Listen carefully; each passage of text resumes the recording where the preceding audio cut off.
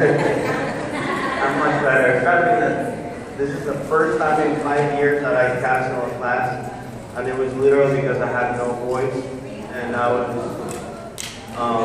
had blurry eyes, runny nose.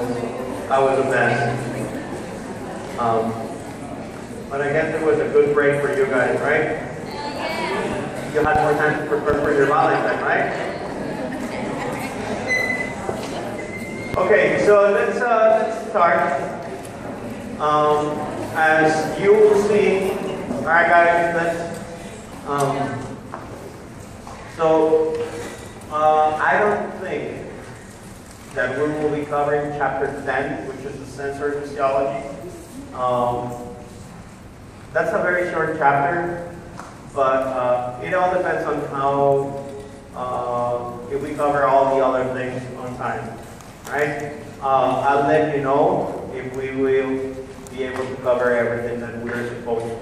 I think that we will, but let's see what happens. I don't want to make promises and then rush through the material, which is something that I really don't like. So this is very important. Chapter 9 is very important, the autonomic nervous system. We have mentioned a few things, or you probably have an idea of the autonomic nervous system, right? Do you remember when we were talking about the nervous system and how it was divided? We mentioned the autonomic nervous system, right? And do you remember the divisions of the autonomic nervous system? Sympathetic and parasympathetic. So I have here, on the next slide, I'm going to leave it blank because you're going to help me. And I guess that if you know this pretty well, if you understand this, I think that you're going to have a better understanding of what's coming on the slides. So basically, I'm going to draw here. This will be a spinal cord, a very fat and interesting spinal cord. So this is a spinal cord.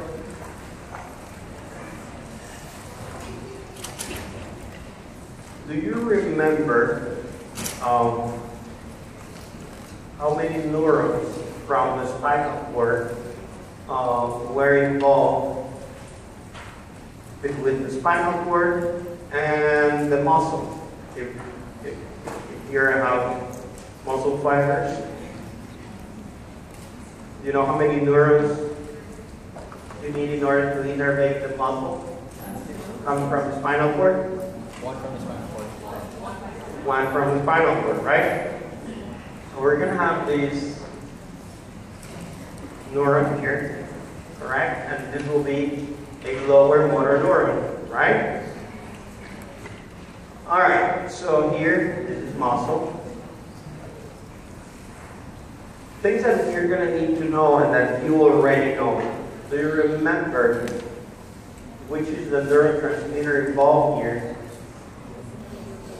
Acetylcholine, perfect. So here we're going to have ACH, right? And do you remember the name of the receptors that we're going to find here in the muscle cells?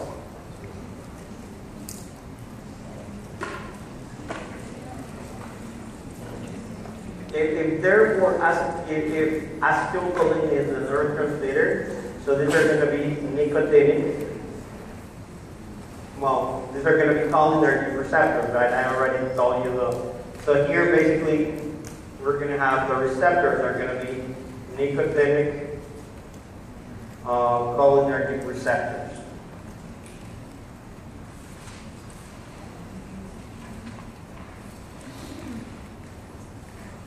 And the synapse here is called what? Neuromuscular junction. Yes? All right, so this is what division? Is this somatic? Is this a somatic nervous system? Yes or no? Yes. All right. So now let's get into the what is called the autonomic nervous system. So you already know that the autonomic nervous system divides into parasympathetic and sympathetic, right? So let's talk about the sympathetic. And how many neurons do you think that are going to be involved here? Did you do the reading assignment last week? No? So basically, so remember here in the somatic, from the spinal cord to the periphery, we have one neuron involved. In the autonomic, we're going to have always two neurons involved with the spinal cord and the different effectors, right? So I'm going to do first here, so on top here I'm going to have the parasympathetic. And here on the bottom I'm going to put the sympathetic. I'm going to start with the sympathetic system. So basically, as I mentioned to you guys already, we're going to have two neurons.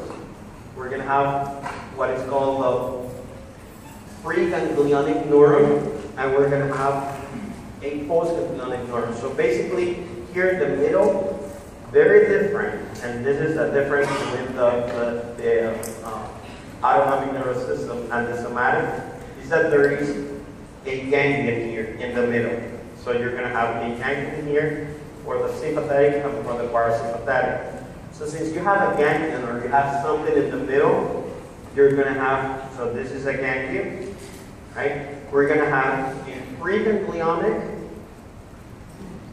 and then we're going to have a postganglionic neuron. So we're going to have, I'm going to label that in a second. And then we're going to see also a few differences between all these two. So we're going to have, let me see if I can change the color of this. So basically we're going to have preganglionic, and then we're going to have postganglionic, right?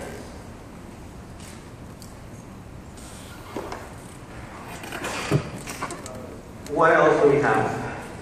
We're going to need here receptors, right? So for I'm going to start with the sympathetic nervous system. The sympathetic nervous system, what do you think is the neurotransmitter involved in the preganglionic neuron? What is the neurotransmitter released by the preganglionic neuron? Any idea? Acetylcholine. What is the neurotransmitter involved or secreted by the preganglionic neuron in the parasympathetic system? Acetylcholine, right? So far, we have acetylcholine as the neurotransmitter involved in the somatic nervous system, here in the neuromuscular junction, and also by the preganglionic neurons in both the sympathetic and the parasympathetic system. Alright, so don't forget that here we have the ganglion, right? And these are called the postganglionic neuron.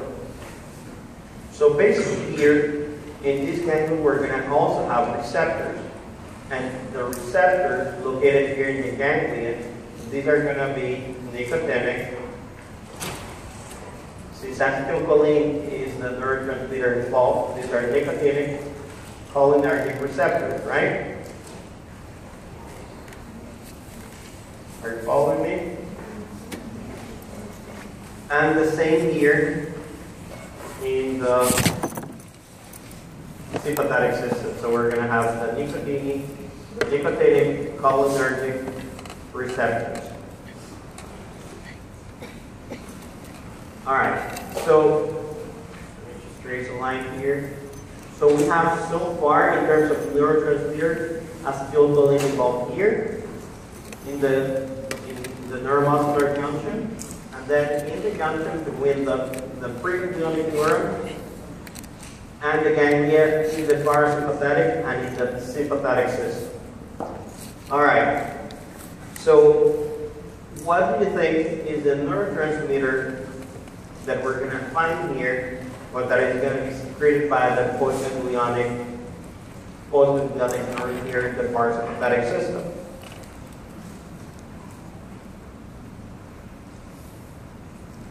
Acetylcholine again.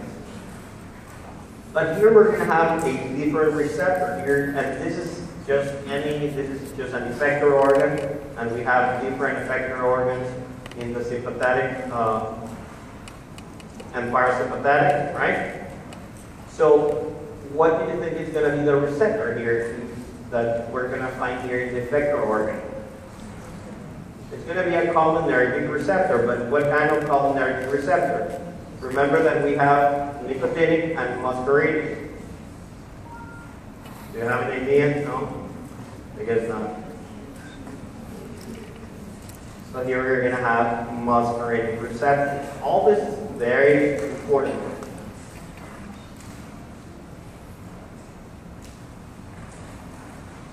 All right, and here in the sympathetic nervous system, what do you think is the neurotransmitter that is going to be released here in the effector organ?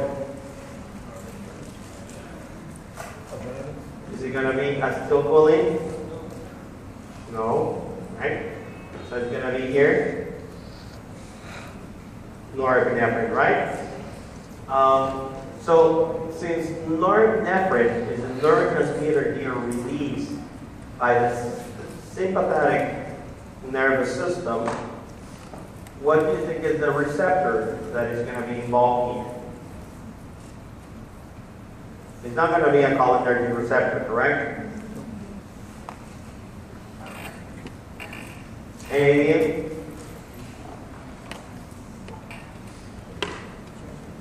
Adrenergic receptors.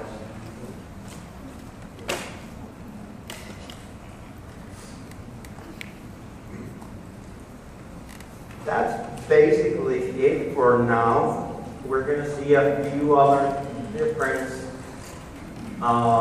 in terms of the length of these of the neurons involved. But what I really want you to know is that acetylcholine, you're going to see it involved in the somatic, in the parasympathetic, in the preganglionic, postganglionic neurons, and in the preganglionic neurons of the sympathetic nervous system. The main difference here is that norepinephrine is here released by the postganglionic neuron, and since we don't have acetylcholine here being released, we're going to need a different receptor here on the effector organ.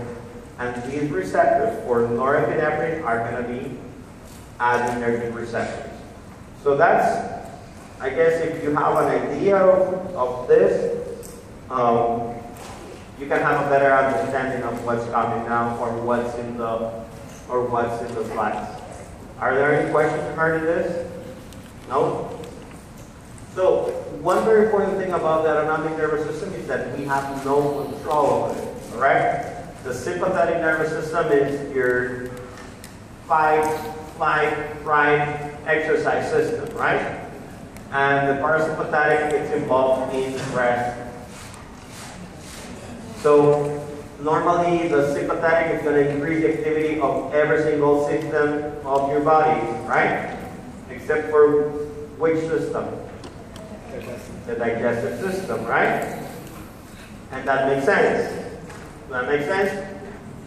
When you're exercising, do you think that it will be a good idea to have increased motility in your digestive system? No. So that's the reason why you don't go to you don't have a bowel movement while running. And the opposite is going to happen with the parasympathetic system. That's called your rest and digest system. Like for example, salivation, what do you think? It's sympathetic or parasympathetic? Sympathetic? Parasympathetic? I don't know, I'm lost now. Is it sympathetic or parasympathetic? Parasympathetic? Are you sure? 100% positive? You're right. A good way to remember, well, you know that the production of saliva is involved in digestion. right? And when you're normally, let's say I'm pretty sure that you have even a presentation in front of people, and probably your first time your sympathetic system was kicking in, right? You were very nervous, you were scared, like there was a little bit of pride there, right? And what normally happens when you like speak in public?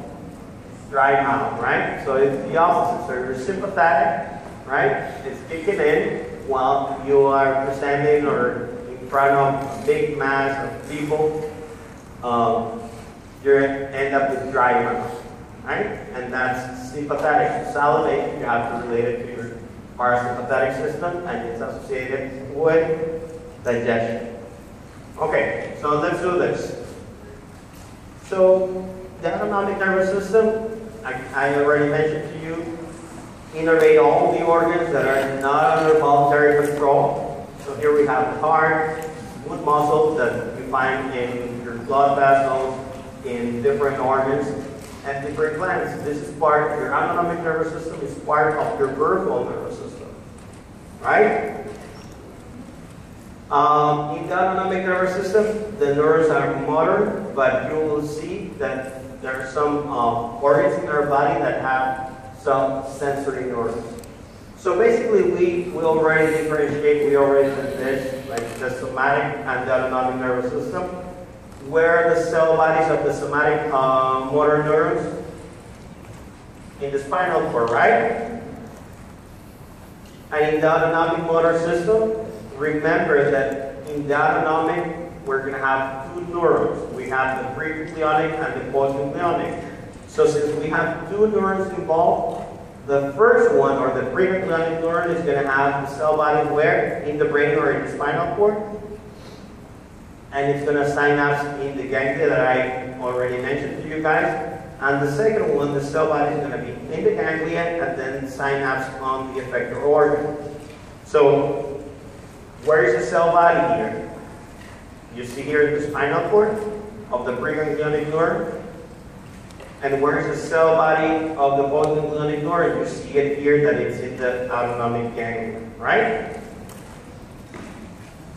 What else do we have here?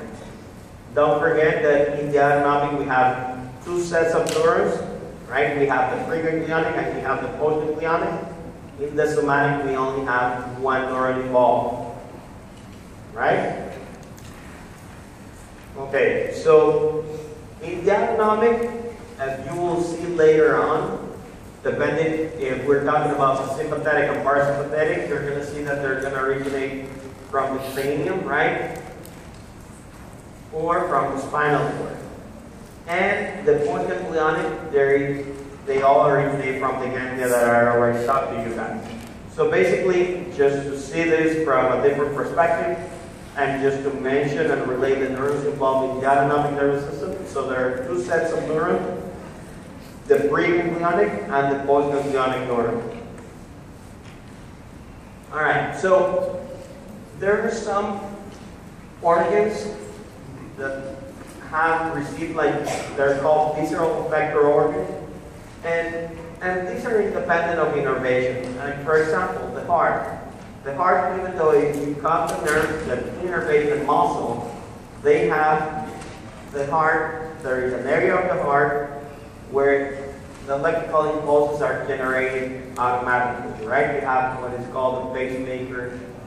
You have pacemaker cells in the atrium of your heart. So even though that's why these are called visceral effector organs, if you cut the innervation, they won't atrophy because they're cells that are contained within the muscle, right? They can generate their own action potential.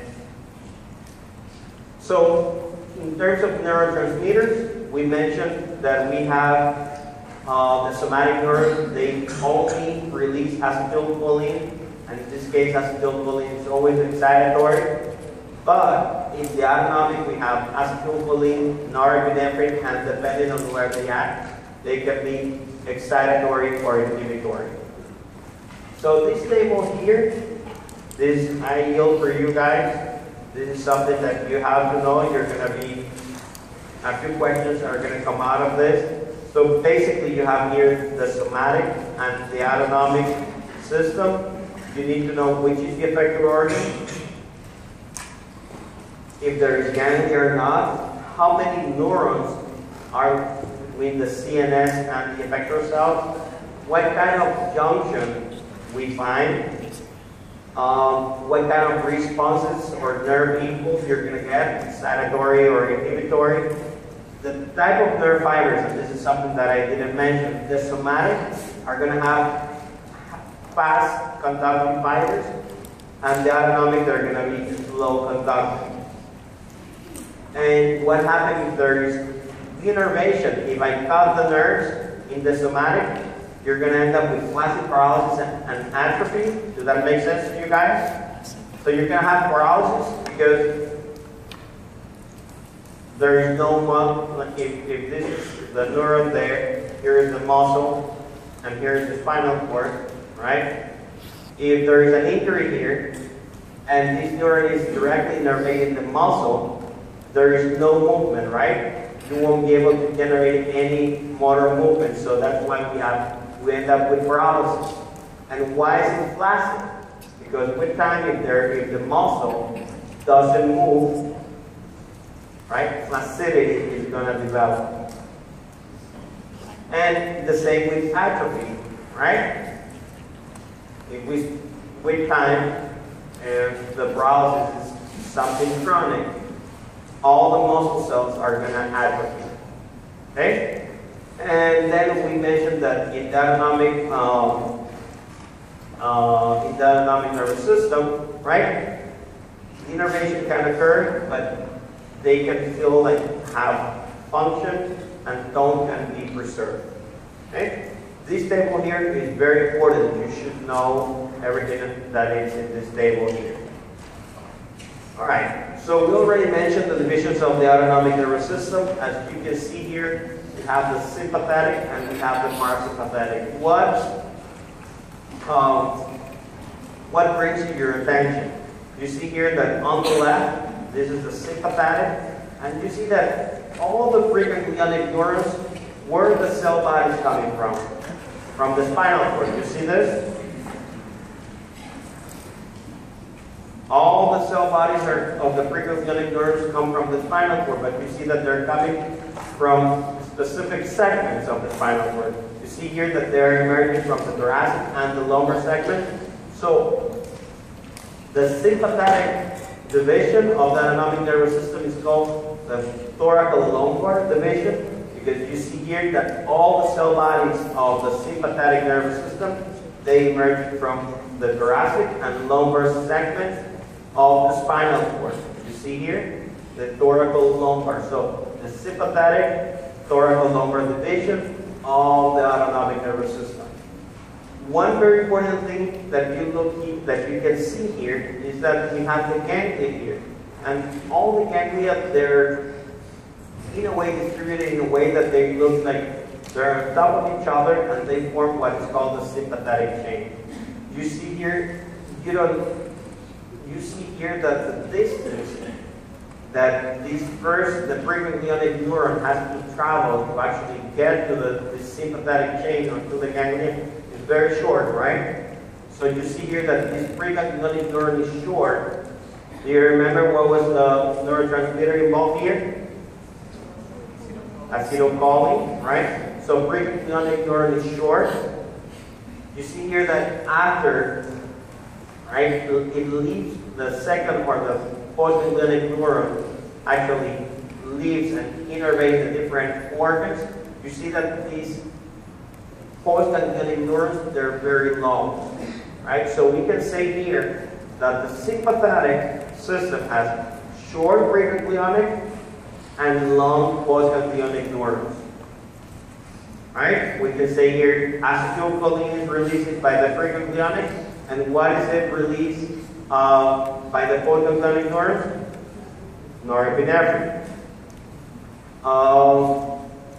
I guess that's it. Sympathetic, thoracolumbar, right? All right, so let's take a look at the parasympathetic now. Do you see that the cell bodies of the neurons that emerge, that are part of the parasympathetic system, do you see that if they actually come out from any segment of the spinal cord? Just the sacral portion, correct? And you see here that most of the parasympathetic fibers emerge from the cranium here, from the brainstem section, right? So this division here, the parasympathetic, is called the cranial sacral division. So cranial sacral division. And here this is the thoracolumbar division. What else? In terms of the preganglionic neurons, you see that the parasympathetic ganglion, they're not too close to the preganglionic neurons. You see that they have long preganglionic neurons, right? And they have short postganglionic neurons. So they're going to have long preganglionic and short postganglionic neurons, which is the opposite that you will find and that I mentioned to you guys in the sympathetic nervous system. Okay, so the autonomic nervous system, it's divided into sympathetic and parasympathetic. There are two sets of neurons involved. You're going to have the preganglionic and you're going to have the postganglionic neurons. The preganglionic neurons, big difference, and all these things you have to know because you're going to be tested on this. The preganglionic neurons of the sympathetic nervous system, they emerge from the thoracolumbar segments of your spinal cord. The preganglionic neurons of your sympathetic nervous system, they are short. These are short preganglionic neurons. You see here that the ganglia, right, is right next to the spinal cord. The parasympathetic system, the cell bodies of the preganglionic neurons, they emerge from the cranial sacral portions of your CNS. And these preganglionic neurons, they're not as short as the sympathetic, as the ones you find in the sympathetic system. These are long preganglionic neurons. So you see the difference there, right? We have mentioned that the sympathetic, you need to know which is the neurotransmitter involved. You need to know from which regions the cell bodies of the preganglionic neurons emerge. You need to know if they're short or long. So you see the difference, right? So the sympathetic has short preganglionic neurons and long postganglionic neurons. The opposite occurs in the parasympathetic, where you're going to have long preganglionic and very short postganglionic neurons. Right? You see that, right? All right. Are there any questions regarding this? Because this is critical. If you know this, I think that you're in pretty good shape. All right. So we already mentioned the sympathetic division, also called the thoracolumbar division. I think that I have a picture here. So you remember when we're talking about the spinal cord, when we're talking about the central nervous system? Do you remember that in the gray matter, we had the anterior horn and we had the dorsal horn? That the anterior horn was associated with motor function, and the posterior horn or dorsal horn was associated with sensory. So in the thoracic segments of your spinal cord and in the upper lumbar segments, from where you see that we have these cell bodies, right? We're going to have what are called here lateral horns. So we're going to have these lateral horns. These lateral horns, these are going to be the sites from where the cell bodies of the sympathetic preganglionic neurons emerge. So you're going to find lateral horn in the thoracic and upper lumbar segments of your spinal cord. And these lateral horns, they're associated with your sympathetic division of the autonomic nervous system. So we have the dorsal horn, it's sensory, the anterior horn is motor, the lateral horns are going to be associated with your autonomic nervous system. Okay? You got that? So, and again, all these I mentioned to you guys already in terms of the anatomy of the sympathetic division, short preganglionic neurons to the sympathetic chain, long postganglionic neurons from the sympathetic to the effector organs, right? We already mentioned that the autonomic nervous system, in terms of fibers, they, like the consumption, the speed is going to be slow, right? So you remember that we saw on the previous, one of the previous slides, we saw that change, right? The sympathetic chain, the collateral chain. You see how close it is in regards when seeing it with the spinal cord. So that's why here, like, these preganglionic neurons are very short because the ganglia are going to be right there, very close to the central nervous system. Okay? So since we have preganglionic neurons and postganglionic neurons, we have synapses there. There are two terms that you have to be familiar with, and you're going to be tested on these two. So this, again, this is high yield. So we're going to have these two terms. One of them is divergence, and the other one is convergence, right? We're talking about divergence, and the best way to see it is with this picture here. So divergence, you're going to have only one presynaptic neuron, right, communicated with several other neurons.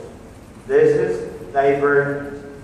And convergence, you have a given neuron, but this neuron here, you see here that it receives communication from many neurons, hundreds or thousands.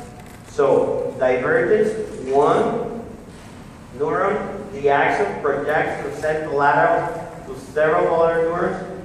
Here in convergence, you have one neuron receiving communication from many neurons. So if you need a nicer definition, divergence, we have one preganglionic neuron synapsing on several postganglionic neurons, and convergence, we have several preganglionic neurons at different levels synapsing on only one postganglionic neuron, and you can see it here. So one postganglionic neuron, and you have here all these hundreds of preganglionic neurons synapsing here. Okay? Divergence, convergence. You have to know these two terms.